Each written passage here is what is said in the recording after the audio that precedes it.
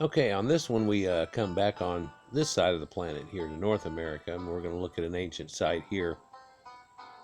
And we recently looked at the Galt site that I was showing you, and there's so much literature to that shows you it goes back to about 20,000 years, 16 to 20,000 years ago. All they simply had to do was just go in a site that they found other Clovis point stuff and actually just go one layer deeper.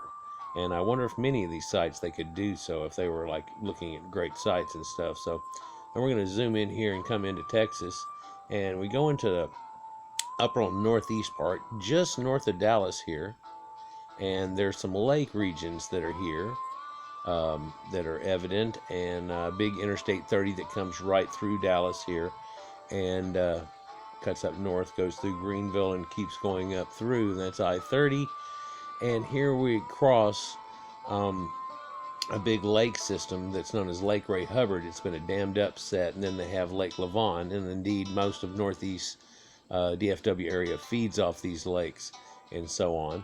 But so what we're going to do is come in closer, and I'll show you something here as we back up one more time, seeing where we're at, coming into the town. And as we get low into the area here, you can make out, hopefully, delineation in the land and stuff. You can see all these creeks that are running out everywhere. But notice on this man's land here how there's this area that's cut through, but that's not what we're looking at. Do you see right next to it how there's this grayish area going right through there, right from here all the way down through? I'm going right on the line all the way through right there. Hopefully you can see that. See if I can hit that line again. It goes right through there. Okay, well, whenever it does, right here at this conjunction, this is where they've done the digging at on the back of this man's land in this line right here. And luckily it's been cleared during this time, or we wouldn't be able to have such a view of it. But I'm going to show you this site. And as we come down onto it here, what they've done is dug out where the wall comes now. They've made a false reservoir here off of it and put a levee up against it, but where this wall comes goes here across and then runs right up here, and where they did their digging was in this trench through that line of the back of this, and it's all filled back in now. They've pretty much dismissed it and so on. And these are people who have large properties, so each one has their own little back ponds and things onto it, quite a few acres for each one. But now I want to show you a site.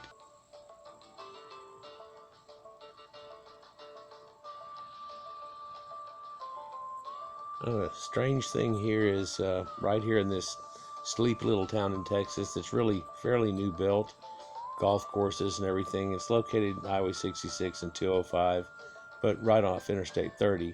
They found all kinds of neat formations here, and it's a mystery to people. They found, by digging down next to these walls, they found little wheels that have axle points onto them, little holes, roller wheels, if you will. This is the size of a hammer, so you can see that. And I don't know if it really comes out in this video, but you see these brick walls, these rock walls that are made here, right? Well, there's some, 30 foot tall. And they're trying to, they've dismissed it pretty much as a geologic formation, but you can see how they built it and come around the corner and how they've done foundation rocks even. And it just comes across as an oddity that, there's slate all in this area. And so it's like you say, a few blocks west of the town square, and all of this area here is all that remains visible. There used to be an arch that they showed here that got overgrown, and the rocks came up and they made an arch, and there was a hole through it, and the hole was all full of just gravel, and that's all that was really full of. And so that was an oddity that they could show you. And it was another portion of the wall too, so it goes all the way from where I'm showing you in much more sections and sections of it. And they've never really tried to dig or excavate it, because when they did a few of these places, they said this isn't a real wall, it's just some geological formation. Now, people started digging out their wells here, and when they did, they ran into this and brought attention to it. So the people came out and they dug down next to it to see what they were, and they really thought it was a rock wall. more and more people came out and they said it's a primitive rock wall that had been built long ago. So to show you here, there's a pit. This is one of the more famous pictures here. But back in 1949, whenever this picture was done, you can see how these rocks right in here are perhaps that odd shaped but still fitting mortarless rock build type wall. You see that it only has this thickness. It only has a little over a foot of thickness, almost 18 inches. No, it's about a foot. And it goes down. And in this area here, they're finding it only like 14 foot. They haven't dug down to the bottom of it yet.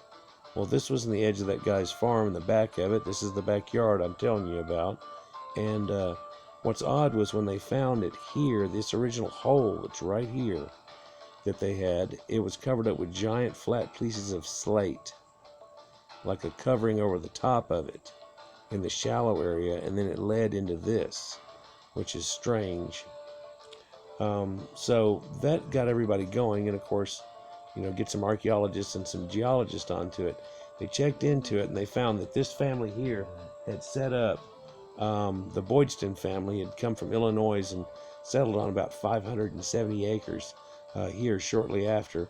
A lot of people came, and they ended up making a Baptist church, and a few years later they donated 40 acres on a hill, and they wanted to establish the township that was up there and so on. And whenever they did, they found these rock walls, and these kids used to come down through these walls, and you were allowed to come down through here back in the day. It's just a little kid that's there, but so they're trying to date this place, and they dug out through more areas, and then finally they found what they said they were really looking for was some type of charcoal or carbon or something like that, so they could date it. Now they found a chunk of the carbon charcoal that's down there, and it dated to somewhere between 32 to 40,000 years ago, which instantly everybody balked on. And so the idea they came up with was that must have been a tree that was struck by lightning and burnt back in the day, because that predates people being, of course, on North America that they've ever found. So that can't date this, that can't date that. And they go, how long would it take for natural erosion? If people didn't naturally fill this thing up, then how long would it take for natural processes to do it? And again, that puts you in the over 30,000 year range possibly, and depending on weather and a bunch of phenomena. So that was another oddity. But then they tried to dismiss that. Then within 100 yards of there, they found in the same layer a set of bones of a mammal from the last ice age that no longer exists in North America, right? It was a sloth, like a ground sloth thing, I think, if that's correctly what it was. And in doing so, that kind of dated it still back to that date. And, what are you going to say now, that the sloth got struck by lightning in the tree, or these people? This is usually where you end up, if they found any primordial tools right up against this would easily be able to be dated till then. But the problem being they're not finding a lot of primordial tools with it. Now, it's initially thought it was man-made, and town was established back in 1854. Look at more pieces of these walls that were done. They say this is just a natural cracking of like a shale type of thing, but it runs from a thick chunked bottom a certain height all the way across, and whenever they dig it out, it's only a foot wide, or in places it goes to about 3 to 4 foot wide. But it's all made out of shell, but it's a little band through there that's just like a little ribbon, and a little ribbon of bricks looking just like these bricks that are up here in a modern day would be called a wall, but they won't call it a wall. And Rockwall County's named for it, the county seat, the city and everything. This is the courthouse. There's ancient courthouse. Only had about 1,000 residents back then. Now it's hooping way up in there. Close to 100,000 people, I think, live in there in the surrounding areas. It encompasses Boyd and a few other communities around it, though. They finally got the railway to come all the way through here and all the way up through into Greenville, and there was a lot of wheat and flour processing in Greenville and cotton processing up in Greenville and coming through, and in that it like opened up this quite a bit. And of course, going through Greenville, going north, you led all the way up through the central belt of the United States, and so that's where a good trade came, and it had a veer that went off to Chicago and so on. So here's a depiction here of one of the sites that they say is just got to be man-made. It can't be a natural formation. It's got hoops done into it and some window sets, and then there's a perch done in here that looked like maybe an idol or something was even set in here. This is where they really looked for fire and things like that. There's no evidence of fire being in here, and they really think that some type of idol or deification type thing was going on here. So, this is a rendering of one of the pictures up to it. Now, later than that, they ended up blowing that off, and they said, well, it's got to be, nothing really. But in 1896, one of the greatest wonders that we ever recorded in humanity was found. They found a giant skull. And this giant skull was basically, they said, the size of a bushel basket. So it would have been much larger than a basketball. And this guy named Ben Burton, with his plow, unhooked this thing here. Now, this is the size of a normal skull. This is about a gallon jug. This is the size of skull reported, and this is just a mock-up of it. Of course, this is just somebody blowing it up, but said that it was almost the size of this. It's a little too big for the picture. It would have been about this size. Now, the description giving onto it, they also said that the eyes were big enough to set half-quart shot cups into, right? Half-gallon cups into. And so it's huge. Initially, people said, well, that had not seen it, said, well, oh, it's a mammoth head. It's a mammoth head. But then whenever people found out about that, they said, mammoths don't have, that's why they thought they were cyclops. They have one hole in the center, and their eyes are on the sides of their head. So this couldn't be that. If it's got eye sockets, it has to be something primate origined. And so, yeah, here's another rendering of somebody drawing that same wall that had the vent holes into it. So now looking at the skull, and they talked about antediluvian giants. Everybody talks about antediluvian giants. If you had a 6-foot tall man, what would the skull be of this man that we're talking about? And he would be somewhere between 10 and 12 foot high. He would be somewhere between that height. Now, if he had a more robust looking skull and say he was a real Neander Cro-Magnon giant looking like we always think of, he could have been in the 9 or 10 foot range and just been thick as hell. Or he could have even been oversized, had that Andre the Giant gigantism type look to him, and really been about that size, but just had that megalomania head and things like that onto it.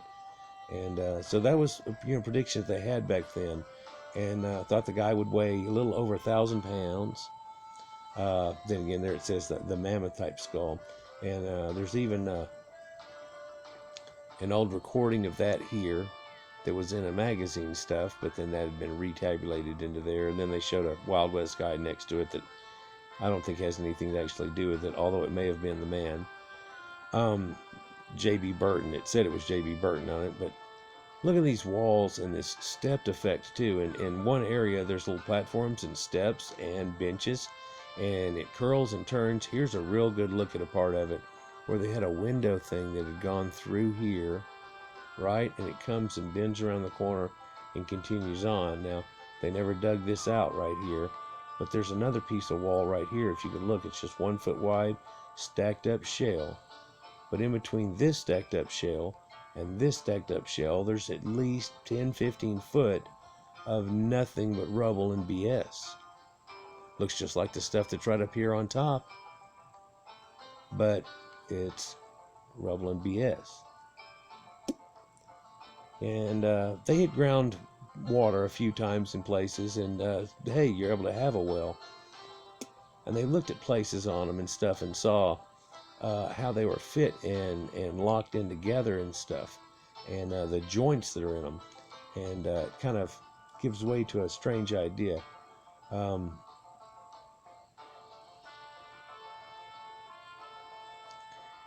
Now they were out there looking for it, and supposedly he was hitting around with a rock on rocks that he found, and he thought he would find it to be something solid. When he did, he said, "Hey, listen, boys," and whenever he did, that led to this opening here that led down. Now, second, I'll show you the actual opening from an older picture, but here's in the first excavation in that circular spot. It was just down through the wall, and there's a set of the wall right here, right, and how they had dug, and they're trying to keep it apart. The initial hole was this deep. Now, tell me that doesn't look like just brickwork. It looks just like brickwork. But they're telling you, no, that's just smoothed off somehow. And that this is just an opening, and groundwater made this hole through there. So they went through the hole, and it opens up, flattens down, and whenever it does, it ends up being a 30-foot wall that runs on for 150 yards, then makes that turn that we were looking at there that you don't want to go. What if everybody ever went the other way? But they've dug in a few places here and found those pieces that I'm telling you about of it. Had a slate ceiling like this. Look, where it's there was just an opening coming through, and the slate had been plated over to come through it. Now they said in that one area there was like columns that were coming down, but it looked like it had been done maybe with wood, and the wood had all petrified out, but then just rotted out where it didn't like petrify, and it left these little stalagmite things that were disintegrated away. So yeah, one of the big unsolved mysteries there is whether or not Rockwall is actually Rockwall. You know, here locally we have WFA TV, and there are people that are actually still working there today that are hooked up with the people that are part of the society. They no longer dig this, and they haven't dug it in many, many years. I think whenever it was about 1992, somewhere around in there, they wanted to go dig it again, and some big thing came out about it. And I think it's because somebody on a TV show had mentioned Rockwall again, and so they thought about bringing it back up, getting the permits and going back through it again, or doing these type of things, but it really never came to fruition.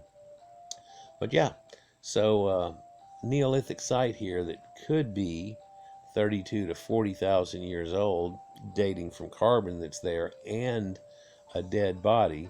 But why? So, see, here's the other weird oddity there that people don't think of when you go with this. So that wall was a slate wall that was there, and it was 30 foot tall next to the ground that was next to it that was 30 foot lower when a sloth was there, and he died in primordial times less than 100 yards away from a tree that got struck by lightning. And then the wall didn't collapse on him or anything. Silt and everything just covered it all up over 30,000 years. That's what you have to go with instead of going with, well, this 1 foot wide wall looks like it was built in primordial times, because they can't date it with anything other than that. If they could just find some artifacts, but they're not willing to try to dig for it because they considered it a farce idea in the first place. Now looking at it, it only pushes back the date that we have from other sites by a few more thousand years. They should take a look at it. I'll take a look into it more. I live not far away. Peace.